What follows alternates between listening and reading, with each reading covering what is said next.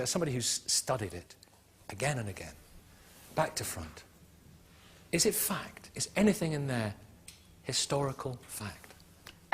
Very little, probably. I think one important thing to bear in mind is that ancient writers had a very different understanding of what fact or fiction was from us today. It wasn't written to be a factual account of the past. I don't think that's the way in which these biblical writers understood the past.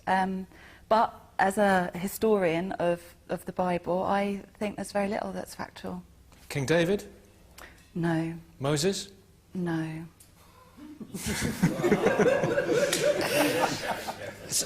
Somebody said Jesus behind me. I don't think they were taking the Lord's name in vain. No, Jesus, most scholars would agree that he existed, yeah.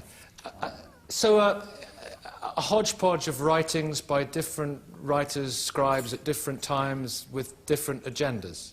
Absolutely, and a hodgepodge is like not doing it a great service. I mean, it's a very sophisticated collection of ancient literature. I mean, it's fantastic stuff. It really is. Lots of different genres, lots of different sorts of traditions that are being adopted and adapted and then readapted by successive writers. These were very creative people that were producing these texts. It's brilliant stuff. But the sum of it, was it put together somewhat arbitrarily? That's the point I mean by hodgepodge over the years, for a purpose. I mean, the books that are there, why those books? Why not other books? Very few of the biblical books were written to be included in a Bible. Yeah. That's quite a late idea, late from my perspective as a historian. Yeah, so they weren't necessarily written to be included in a Bible. These are religious writings. Some of them got into the Bible, some of them didn't, as we know. The choices that were made as to what should be contained in this collection, I mean, it's very hard to say. Some things were obviously more appropriate, the collectors felt, than others. Bishop Michael. Yes, I mean, I agree with Francesca that there are many different genres in the Bible. There's obviously poetry in the Bible, there are proverbs, but there's also history. I mean, take, for instance, the sudden appearance in archaeological evidence of the rather crude dwellings of the Israelites superimposed on the rather sophisticated dwellings of the Canaanites. The sudden disappearance of the cults that Francesca is so interested in, of Asherah and Baal. Why did these things happen? Because something historical had happened. Another people had come into the land and supplanted those who had already been there. Well, that's historical. But archaeologically, it's very difficult to tell a Canaanite from an Israelite. Well, archaeologically, I'm just pointing out the differences. The crude housing that the Israelites, as former nomadic people, had used. The fact that these cultic shrines suddenly stopped being built. I mean, something was happening, and we have to give an account of what was happening. But if most of it didn't happen, why should we pay but it did happen, you see. Noah's Ark? Well, I'm talking about what happened in Canaan. I'm not saying that everything in the Bible is historical, because clearly it isn't. I mean, there's saga, there's poetry, there are proverbs, there is wisdom, but there is also material that is historical. I mean, the writing prophets, for instance, bear witness to contemporary events that were happening all around them. Now, you may have a different interpretation of those events. Their enemies at that time certainly did, and quite a lot of what we know about Israel, actually we know from their enemies. What the conquering kings and those passing through the armies, what they tell us. Their accounts may be different, but they're witnessing to the same sorts of peoples and events that were going on. I think this kind of radical skepticism is unwarranted. Radical skepticism? Yeah, I get that quite a lot. I bet you do, yeah. I think... You deserve to get it. But I think it's important to point out that what you might perceive as radical skepticism actually is all about debates that we've been having in academia for a long time. I'm not... Which academia? Albright, John Bright, G.E. Wright? Well, which academia are we talking? Kathleen Kenyon? A long time. Well, that doesn't make their work irrelevant. I mean, being dead doesn't make academics irrelevant. But it does make it outdated in terms of the ways in which academia engages with other branches and other disciplines, which help us to understand... This is just sensationalism. I mean, most mainstream archaeology would accept that there is a historical basis to what there is of history in the Bible. As I say, not everything in the Bible is history. I didn't say there was no history. Well, you said hardly any facts. I said hardly any facts, exactly. I think the point remains is that, of course, there are some things in the Bible that broadly happened. I'm the exile of the people to Babylon. But how generous. And equally, just as you said, there's a lot that isn't. But even you say, Bishop Michael... In fact, the Psalms are about somebody's emotional and religious stage. The Proverbs are about wisdom. I mean, there are different sorts of the Song of Solomon that Professor Dawkins likes. How do you know whether to read something as history or something as not history in the Bible? Well, the Book of Kings or the Chronicles or Ezra and Nehemiah, I mean, the writing prophets that I've mentioned, I mean, there are historical things in them that need to be investigated and interpreted.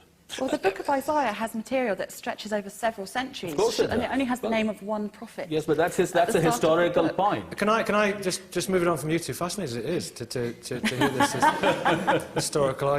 Rabbi Laura, no Moses, no David, they don't exist. This undermines Judaism. Well, it doesn't undermine anything as I'm listening to you. I have a completely different take on what fact is and what my approach is to the Bible. That when I look at the Bible, I'm not a archaeologist or historian in that way. I'm looking at it as a teacher, as a theologian, and for me it has truth. It has truth that changes my life. Yeah. It has truth that I think affects other people's lives. It has things that I love. It has things that I can't stand, and I'm entering that debate. So the fact of what was, whether there was Babylonian, whether there was David or Moses, there's lots of information that says, or scholars who say there was Moses and why. It might have been with a slightly different name. But I'm not entering that frame. So it doesn't need to be historically true because there is truth in it. There's a greater truth. A completely different kind of truth. Yeah. So Richard, I mean, similarly, there are great truths in the Greek fables, aren't there, of mythology. It doesn't need to be true for us to derive truth from it. The world is full of origin myths and creation myths and myths of all kinds, and many of them are very beautiful. But what worries me about the Bible is that it has acquired, in our civilization, an enormous privileged position. I mean, everybody knows something about the Greek myths and the Valhalla myths and so on, and some other myths as well. And they are interesting, and they're treated as interesting myths. But the Bible myths are given a special privileged treatment. I mean, they're regarded as somehow set off on one side, away from all these other myths. No doubt you'll find truths in the other myths. You'll find some truths of that kind in Australian Aboriginal myths. Yes, although I'm looking for God. Well, which God? I mean, why not Jupiter? Why not Zeus? Why not Thor? Yes. I think that... Michael, allow me to stay over here just for hear Richard out. Yeah, go on. Well, that's about it, really. I mean, I object to the way... I hope there's more to come from you. I was simply objecting to the way the Judeo-Christian myth has permeated our society to such an enormous extent, as though somehow it has special truths which are not to be found in other myths. And I don't think there's much truth to be found in any myths, as a matter of fact, but certainly there's no reason why the Judeo-Christian myth should be given this privileged status. And as for it not being literally true, of course, sophisticated theologians and historians don't think it's literally true, but 40%, 45% of the American people believe literally in Adam and Eve, believe literally that the world is only 6,000 years old. I mean, that's a shocking figure, and you can't duck out of it by saying, oh, sophisticated theologians don't believe it. Unfortunately, what sophisticated theologians believe isn't really relevant to what the majority of Christians do believe.